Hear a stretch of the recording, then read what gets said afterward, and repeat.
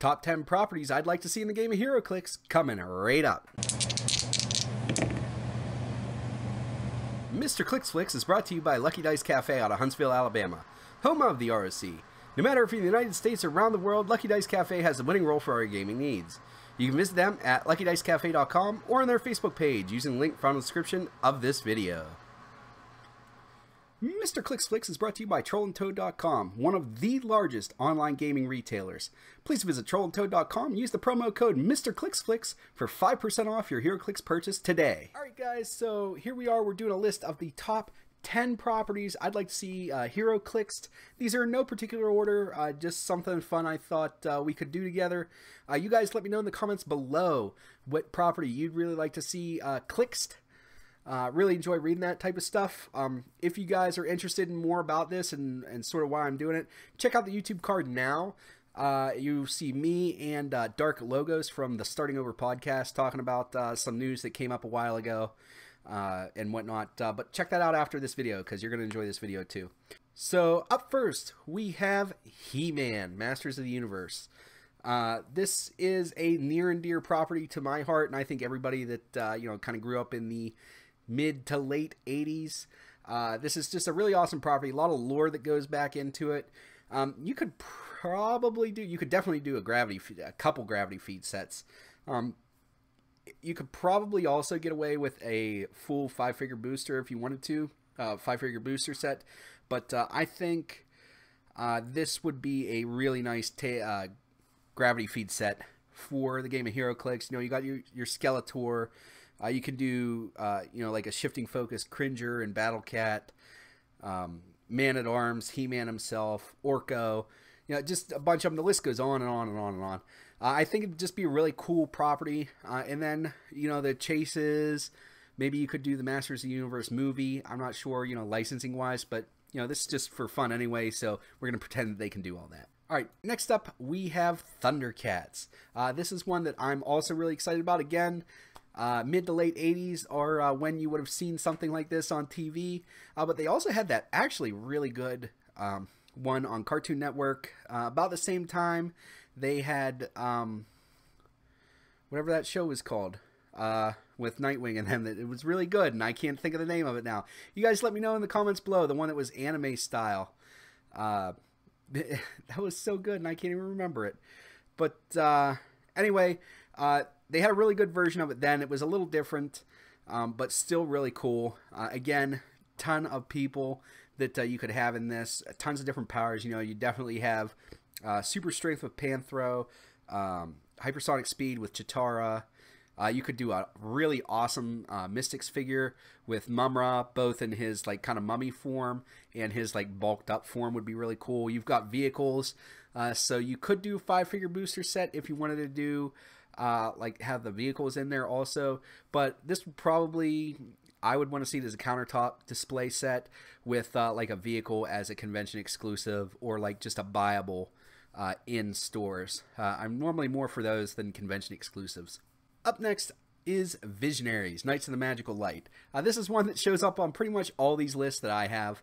This is a favorite show of mine growing up. This was only on for 2 seasons back in the late 80s to just basically sell action figures, but they were pretty cool. And they have a comic series over at, what's the publishing company that does them? You guys let me know in the comments below. It's the same people that do Transformers and G.I. Joe. I remember that because they had a big crossover. So you could definitely do a few different properties in a set that included them. And what they had is they had these animal totems on their chests. There was a lion, a bear, a fox, a cheetah, a bunch of different things. They could transform into that animal from that totem. And then they had these magical staffs with these cool rhymes that they would say to give them different powers that they could only do once. And then they had to get them recharged. So, that would probably be a once per game effect. A lot of shifting focus in this set.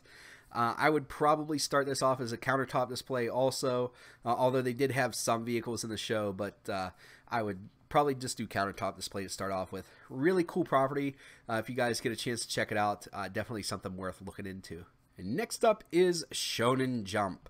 This is a really cool one, because whenever you get in one of these lists, everybody's like DBZ, DBZ, and I'm with you on that one. I want a DBZ set, just flat out.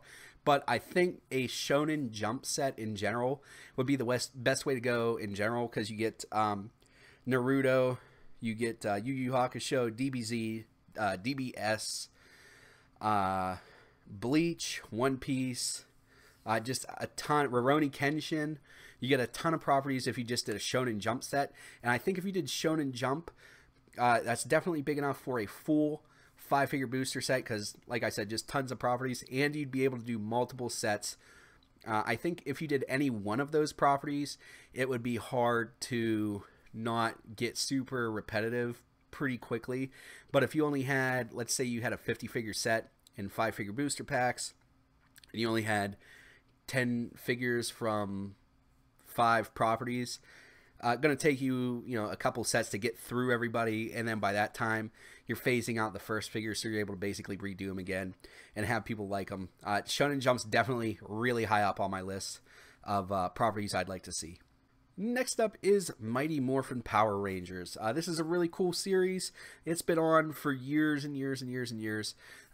The one that I'm accustomed to is, Mighty Morphin, like the first 2-3 seasons were what I was really into for the Super Sentai.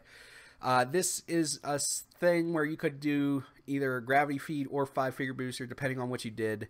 However, in this set, you would almost have to do the Zord somehow, some way. Either as a event that you did over the summer where you got each Zord, or you just did sort of like Avengers Infinity, where one comes in each booster, sort of like a Colossal, and then you're able to make the Megazord afterwards. But, I mean, for crying out loud, they've got almost 20 years worth of stuff to go on now, so they would definitely be able to do multiple sets for this, and I think it would go really well. The properties would just play really well with basically all kinds of HeroClix. I think the scaling would be good. It wouldn't be that they'd be underpowered or anything like that. I think it'd be really cool. All right, next up is Looney Tunes. This is just a cool one. After I thought about it, I was like, you know what? This is something I'd like to see. Warner Brothers owns DC Comics, so it kind of makes sense in that. Really the reason why this shows up on this list is I'd like to see a Wile E. Coyote with his sort of like we saw with the Batman 66 set, where it's like, he has a series of elaborate traps. You'll have Bugs Bunny. Roadrunner would obviously have hypersonic speed. Marvin the Martian could do a bunch of cool stuff. Tasmanian Devil would probably have flurry and some kind of crazy movement thing. I just think it would be a really awesome set. Would it be super competitive? I don't know. I mean, they could make it competitive if they wanted to, but I think it would just be so fun, and you could make the figures so unique that alone would sell this set. So definitely 2 thumbs up in my book for something I'd like to see. Next up on this list is Mickey Mouse. Basically everything in the Mickey Mouse universe, Donald Duck, Goofy, Minnie, Darkwing Duck, all of those, Chip 'n Dale Rescue Rangers, Tailspin, would all be in this set. Again, similar to the Looney Tunes set, although, they probably wouldn't appreciate me mentioning them at the same time. Could just have a ton of unique powers, unique abilities. Whenever I think of this set, whenever I was trying to think of this video and kind of brainstorm it, and I started thinking about this, I started thinking about Kingdom Hearts and like what they did in those video games a lot. So when you start thinking about those powers, sort of think about what the characters did in Kingdom Hearts, and I think you'll be able to start to see why they would translate well into the game of HeroClix and just be really fun. It's a huge property. They could probably reuse the sculpts for some board games and stuff like that. Just a really cool idea. I think it would go over well. Next up is Hanna-Barbera. This is a cool one because you get the Flintstones, you get Jabberjaw, Magilla Gorilla, Droopy, I think, is that one. And then there's also, a Snaggletooth, Walligator, Huckleberry Hound, Quick Draw McGraw. But really, this is just a cool thing. I'm not sure who owns the property rights to him. I know that Hanna-Barbera crosses over a lot into DC Comics. Like I have an Aquaman and Jabberjaw one. And really, that's where this came from, is I want to recreate that comic, although make it good because that wasn't a good comic. But, just Jabberjaw and Aquaman, I kind of want to see that. Maybe throw Namor in there also. I think it'd just be a really cool concept. Definitely get some people in there. Bam Bam would probably be OP. I'm not sure how, but they'd figured out. Dino would be cool. The Jetsons. So definitely some cool stuff they could do with this property. Next up is Heroes. I would do the original series, and then you could throw in Heroes Reborn if you wanted to. This would just be a gravity feed set, probably 24 figures, something like that. This would just be a really cool set. If you've never seen the series, you should definitely watch it. It was pretty good. Suffered from the writer's strike. I think that's probably what ultimately led to its demise. Is just that strike, man, that killed a lot of shows. But tons of cool powers. The main character, well, one of the main characters, could basically absorb powers within proximity. There was, save the cheerleader, save the world. The cheerleader had regeneration. There was another lady with split personality that had like superhuman strength. A guy that could talk to machines. A guy that could phase. A guy that could teleport and travel back through time. So it'd probably be phasing teleport and probability control or something like that. But definitely would work well. I think it'd be a really cool property. Again, probably just get one gravity feed of it, but it would still be really awesome. And I know I would acquire the whole set of that because I loved Heroes when it was on. And rounding out this list is Starship Troopers. This one's on here just for fun. I just want one figure that has a trait called Rico's Roughnecks. And I don't even know what I want it to do. I just want a trait that says Rico's Roughnecks. And the bug horde, you could have all different kinds of bugs. You could have all different kinds of mobile infantry. You could have like the big ones with the mechs. You could have just your regular infantrymen. I want a power that says if you disable the hand, they can't push a button. Just like that movie's so good for all the wrong reasons. The first one, the other two are just bad. But it's a really cool property. The book's good if you've ever had a chance to read that, and definitely a ton of characters that would make this worth looking into. I'd probably start this off with a gravity feed and see how it went.